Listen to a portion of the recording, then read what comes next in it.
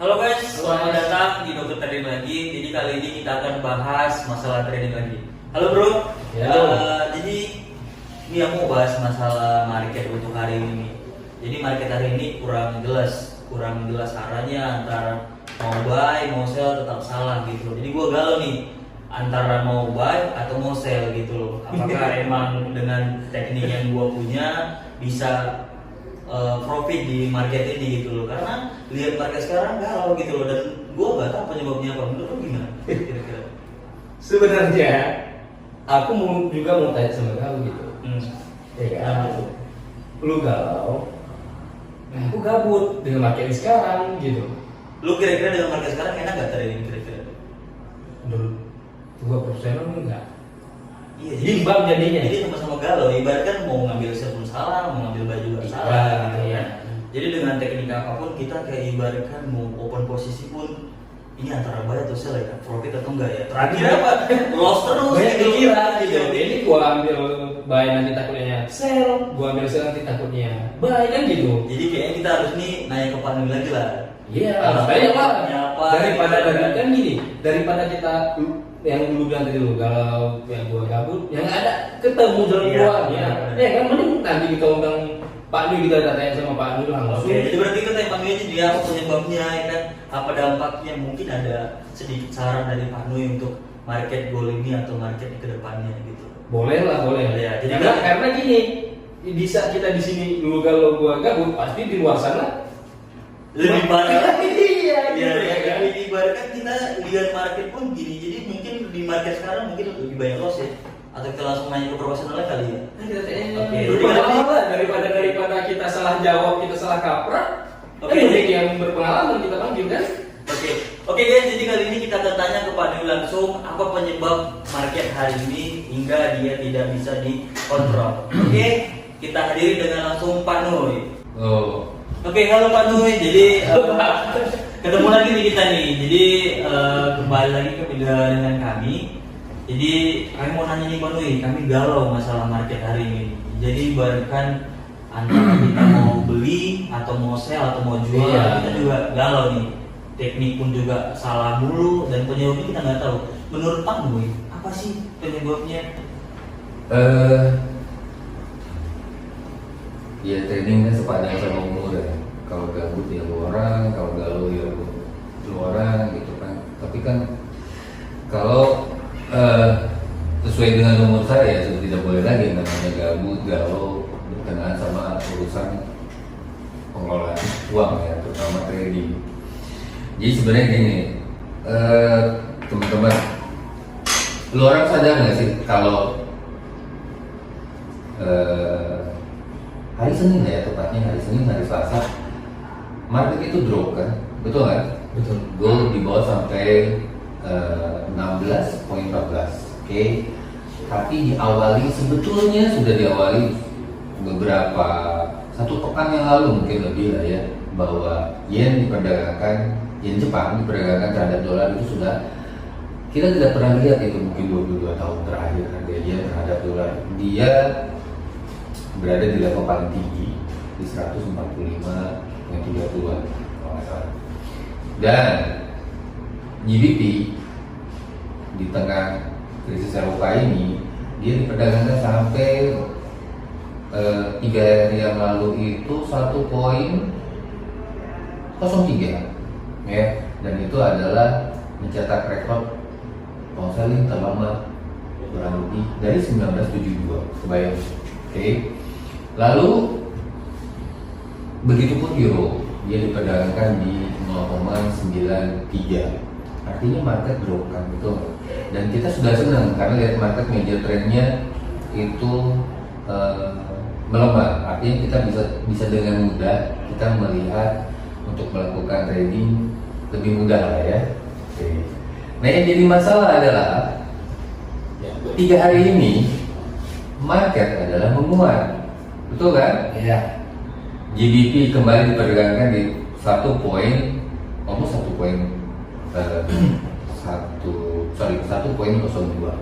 Oke.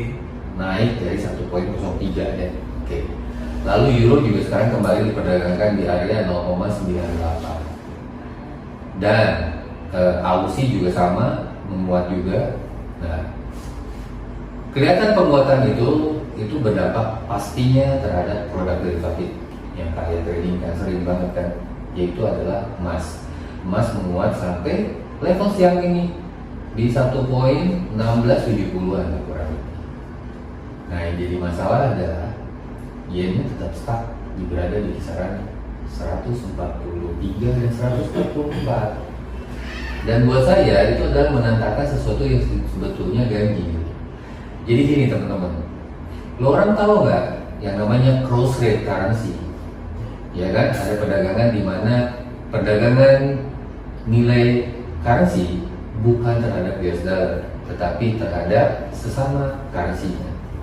Itu namanya perdagangan cross rate. Nah, hipotesa yang selalu saya pernah buat di beberapa ulasan sebelumnya itu ada yang namanya balancing theory, atau di mana market nanti akan membalance terhadap sesamanya, atau misalkan currency terhadap currency itu akan membuat satu balancing di mana tidak boleh saling mendikte satu sama lainnya menguat atau terlalu melemah gitu. Jadi terlihat pada waktu 2 bulan lalu itu kurang lebih itu GBP yen diperdagangkan di sampai level 1.168. Nah, sekarang itu kurang lebih diperdagangkan di area 159 sampai 161 ya. Dan ini menempatkan yen stuck di atas membawa narik GBP, atau sebaliknya GBP menguat terhadap yen. Jadi kedua currency ini adalah boleh kita sebutkan dengan bahwa pound sterling menguat terhadap dolar juga menguat terhadap yen, dan yen melemah terhadap dolar tapi dia melemah terhadap pound sterling. Dan itu mengakibatkan kalau memang ya GBP-nya naik, lalu yang dari quotation lainnya juga euro dan otomatis Aussie juga menguat, ya produk turunannya juga akan menguat, yaitu adalah emas ya. Nah, yang jadi masalah adalah kalian tanya sebetulnya kemana nanti market kan gitu. Iya benar ya. Saya lebih baik menunggu daripada apa yang kalian sebut galau lah, gabut lah. Ya, jangan terlalu memaksakan untuk. Jadi kalau saya pisahkan antara gabut, galau dengan memaksakan sesuatu, atau kita lebih pilih diam saja. Saran saya sih gitu. Oh, oke Pak. Berarti gini Pak, persiapan apa yang harus dilakukan trading by time frame pendek kah, atau jaga resiko untuk kita menunggu data-data yang besar akan rilis? Oke. Jadi persiapannya sih begini sebetulnya ya. Persiapannya itu adalah menurut saya yang paling sederhana, ada baiknya kita tidak memaksakan. Jadi mendingan kita wait and see ya. Kan kita beresiko juga kalau kalian misalkan 2 orang paksakan buat trading sementara kondisinya nggak jelas, nggak tahu, kan lebih baik bilang sama nasabah kalian bahwa market sedang tidak jelas, bilang saja, daripada kalian memaksakan tapi meresikokan uang nasabah juga. Jadi ada baiknya satu adalah wait and see. Lalu kedua, persiapannya seperti apa? Alangkah lebih baik kita merujuk kepada, jadi begini teman-teman, banyak orang yang tidak paham bahwa melihat pergerakan US dollar terhadap currency apapun, sebetulnya kita melihat pergerakan dolar, yen, atau mata uang Jepang, yen Jepang.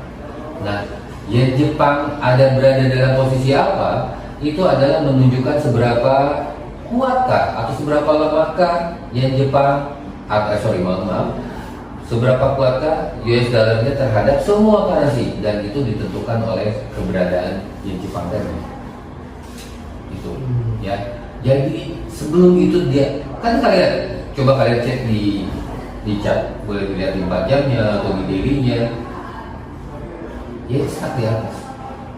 Dan baru tadi siang lah mungkin ya, di sebelum masuk market Eropa dia sudah ada boleh dibilang pergerakan menguat atau turun, tapi beberapa hari sepekan dia stuck di atas.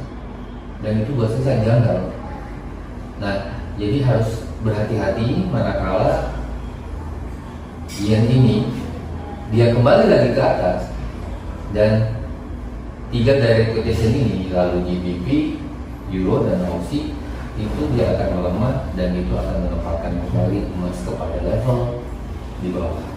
Jadi ada baiknya kalian sedikit lebih berhati-hati dengan kondisi saat ini. Oke, jadi Pak Nui tadi kan Pak Nui ada bahas masalah balancing theory. Jadi itu kan saya belum pernah dengar nih Pak Nui, baik itu di Google atau dimanapun. Jadi menurut Pak Nui, balancing theory itu gimana sih? Jadi saya belum pernah dengar nih. Bahkan saya belajar pun tentang trading, saya belum dengar bahasa itu gitu. Masih awam ya? Iya.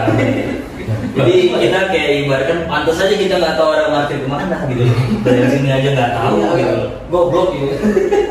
Oke, gini ya, kalian nggak salah, tapi masalahnya adalah kalian tidak pernah mau belajar juga. Nasabah juga tidak pernah mau belajar, dan kebanyakan orang kalau sudah transaksi di emas, ya dia akan lihatnya emas tanpa memperdulikannya, Pak. Itu adalah satu kesalahan besar.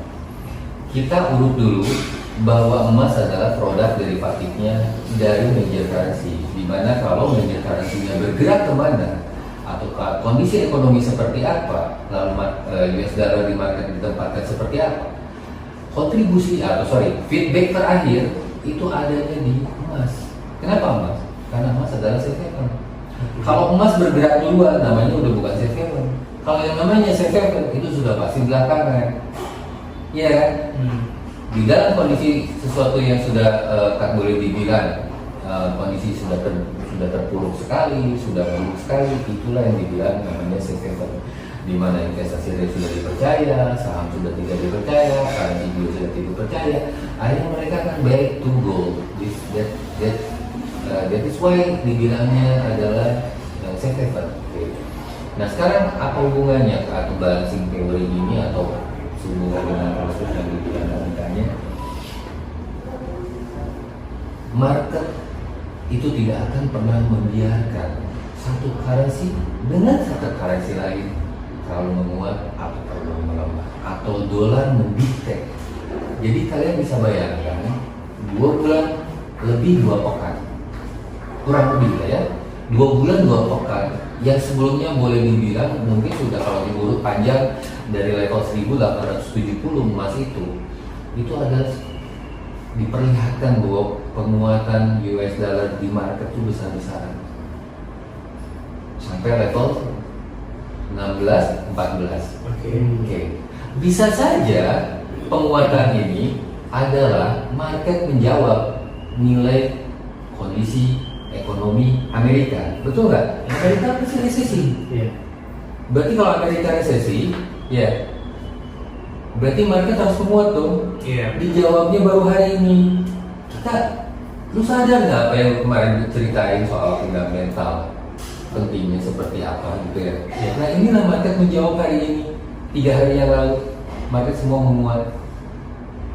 Tapi apakah market akan menguat terus? Nah kita akan harus pastikan dengan yang namanya cross rate tadi sebagai pembalance gitu. Karena fungsinya balancing itu adalah dia akan menempatkan satu mata uang dengan mata uang lainnya terhadap US dollar. Imagine sama lu orang ya. Jadi kalau di balancing teori kalau kita ukur, kalau yen Jepang diperdagangkan di level 147 saja, di tahun yang sama, bulan yang sama, emas ada di level 500 dolar per troy. Apakah akan sampai ke situ? Tentunya tidak. Tapi kan sesuai data World Bank, itu mungkin di area 1.500 untuk 2023-2024. So kita harus buktikan itu. Jadi gitu paling. Oke. Pak.